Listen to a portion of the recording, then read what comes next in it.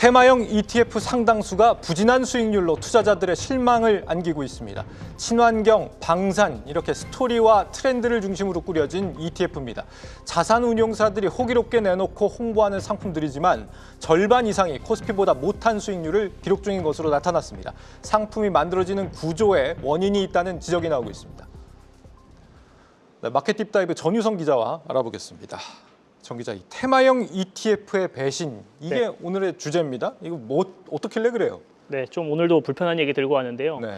이제 테마형 ETF, 그러니까 2차 전지, 바이오, 반도체, 방산 뭐 이렇게 좀 섹터의 이름을 달고 나온 ETF들이 요즘 최근 들어서 좀 많이 상장을 하고 있어요. 네.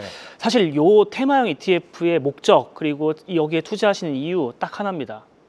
좀 지루한 코스피 200, 코스닥 150, 이 시장 수익률을 좀 넘어서 달리는 말에 좀 올라타보자. 이런 목적이었는데, 그렇죠. 네, 제가 좀 대표적인 사례들부터 좀 꼽아서 얘기해보면 좀 좋을 것 같습니다. 지난해 7월 15일 날 상장한 코덱스 K방산 톱10이라는 테마형 ETF가 있습니다. 지금 네. 보시는 요 테마형 ETF인데요. 사실 10,000원에 상장을 했어요. 그래서 상장 첫날 3.5% 정도 올라서 1,350원까지 올랐습니다. 그러다가 한 달 뒤에 뭐 9,720원 좀 빠졌죠. 뭐 그럴 수 있습니다. 예. 근데 석 달이 지났는데 1,290원. 뭐 제자리네요, 거의. 네, 거의 제자리입니다. 네. 뭐 한 상장가에 비교하면은 2% 정도 올랐지만 석 달 동안 그냥 제자리 걸음하고 있었던 겁니다. 근데 문제는 나는 걸어가고 있는데 이제 시장 참여자들은 이미 뛰어가고 있었던 거죠. 요거를 이제 코스피 지수랑 좀 비교해서 살펴보도록 하겠습니다. 네. 네, 다음 자료 한번 보여주세요. 네, 제가 앞서 말씀드렸던 K방산 톱10 ETF의 수익률이 1개월 뒤, 3개월 뒤, 뭐 물론 현재는 이제 시장이 워낙 좋으니까 19%까지 반등을 했지만 네. 상대적으로 코스피 1개월 뒤에는 약간 부진했지만 3개월 뒤에 13% 올랐고 현재는 압도적인 수익률을 보이고 있습니다. 그러니까 평균 수익률보다 K방산이라는 이름을 달고 나왔지만 실적은 뚜렷하게 보이지 않는다는 거죠. 예.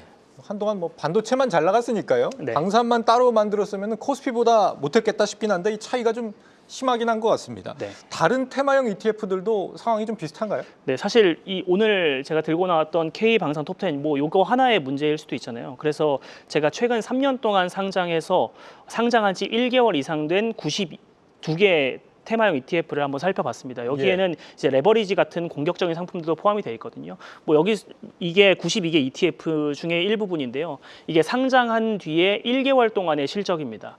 이제 대부분 거의 코스피 대비해서입니다.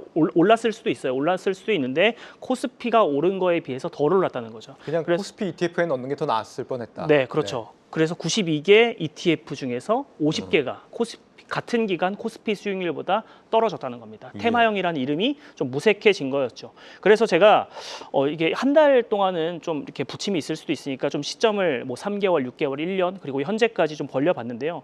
사실 뚜렷하게 나아진 것도 없었습니다. 상장한 지 3개월 이상 된 테마형 ETF가 87개였는데 그 중에서 코스피 지수를 웃돈 거 33개밖에 안 됐습니다. 비율로 따지면은 62%가 코스피보다 못했어요. 그냥 100개 ETF 테마형 ETF가 있으면은 62개가 코스피보다 언더퍼폼한 거죠. 네. 그리고 상장 6개월까지 벌려봐도 뭐 53%가 코스피를 밑돌았습니다.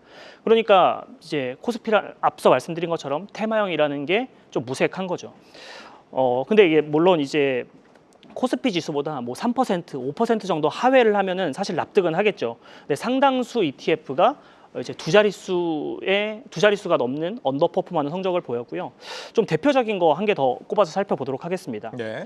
지난해 8월 상장한 이제 K방산 소부장 뭐 이런 ETF도 있었고요. 지금 보여드린 거는 한 2차 전지 ETF의 성적표인데요. 이게 솔에서 나온 전고체 배터리 관련한 ETF입니다. 이게 뭐 물론 지금 한 1년 뒤에 성과를 보시면 저 파란색 그래프가 저 테마형 ETF 성적표인데 1년 동안 18% 오른 거 꽤 많이 올랐죠. 예. 저축 예금보다는 훨씬 많이 올랐지만 코스피 수익률이 같은 기간 82% 올랐던 거 따지면은 이미 2박자, 3박자 늦은 ETF가 시장에 상장을 해서 투자자들의 마음은 끌어갔지만 성과는 못 냈다는 겁니다. 네. 뭐 방산주라든지 이런 뭐 ETF들 사실 연초에 샀다면 상황이 다를 수도 있겠습니다만은 정작 출시했을 때 샀으면은 이게 상당 부분 낭패를 봤을 것 같다 이런 얘기인데 자산 운용사들이 뭐 투자자들을 괴롭히려고 이런 상품 만든 게 아닐 거 아닙니까? 그렇죠. 네. 나름대로 뭐 생각을 해놓고 내놓은 상품일 텐데 왜 이런 거예요, 대체? 이게 제가 좀 분석을 해보니까 테마형 ETF가 상장하는 게 그 섹터의 좀 고점인 것 같아요. 네. 이게 왜 그러는지 좀 논리적인 구조를 좀 따져봤거든요. 예. 사실 이제 양자, 바이오, 2차 전지 이런 각 섹터에서 좀 호재가 나옵니다. 지금 뒤에 보시는 월백에서 보이시는 건데요.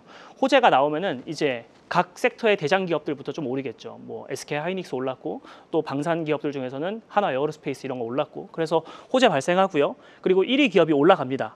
그러면서 이제 관련 기업들 이제 방산이라고 하면은 뭐 현대로템 이런 것도 따라 오르고요. 조선주라면은 뭐 삼성중공업 이런 3등 기업들도 좀 오르죠. 네. 그리고 동반 강세를 보이면서 이제 그때부터 투자자들 관심이 쏠립니다. 그때부터 이제 각 섹터 애널리스트들이 리포트 보고서 많이 쓰고요.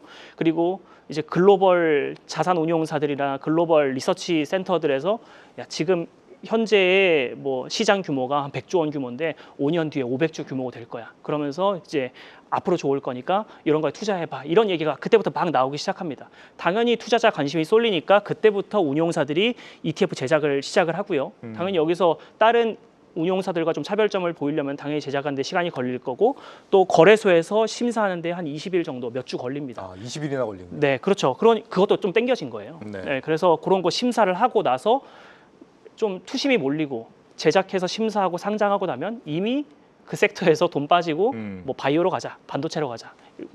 대한민국처럼 좀 이렇게 좀 수남의 성격이 강한 이제 나라 국가 같은 경우는 좀 이제 이미 좀 트렌드가 지나갔을 수도 있다는 거죠.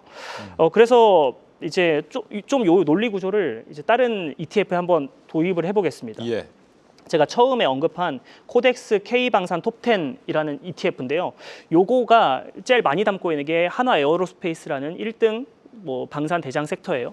사실 저 8만 1,000원일 때 그리고 10만 원일 때 ETF 구성했으면 수익률 뭐 몇백 프로 났겠죠. 근데 안타깝게도 저 때는 이미 방산 섹터에는 사실 저 때는 관심이 없습니다. 예. 그렇죠. 저 때 우리 방산에 대해서 언급했던 거 거의 없었을 거예요. 그렇죠. 사실 근데 30만 원 지나고 50만 원 지나니까 그때부터 투심이 몰리고 야 이제 K 방산이다. 이제 반도체보다 방산이 훨씬 더 잘 나갈 거야. 그러면서 투자자들 관심 모이고 제가 저 84만 8천 원을 왜 적어놨냐면 예. 전날 ETF가 만들어서 상장을 했어요. 그러니까 이제 그때부터는 너무 뭐 K 방산 좋지만 PER 너무 높은 거 아니야? PBR이 몇 배가 K 방산에 말이 돼? 그러면서 지지부진 행보하다가 그나마 최근에 좀 그나마 올라서 다행이에요. 네. 만들어지고 나서 꼬꾸라지는 테마형 ETF들이 훨씬 많았다. 그러니까 너무 운용사들의 마케팅 전략에 속아서 뭐 속는다기보다는 좀 너무 현혹돼서 좀 묻지마 테마형 투자하는 거 좀 지양을 해야 될 것 같습니다. 네, 이런 ETF가 뭐 잘만 활용하면 좋은 투자 수단이긴 합니다. 네. 마케팅을 따라가지 말고 투자 시점은 스스로 정할 필요가 있을 것 같습니다. 전유성 기자였습니다.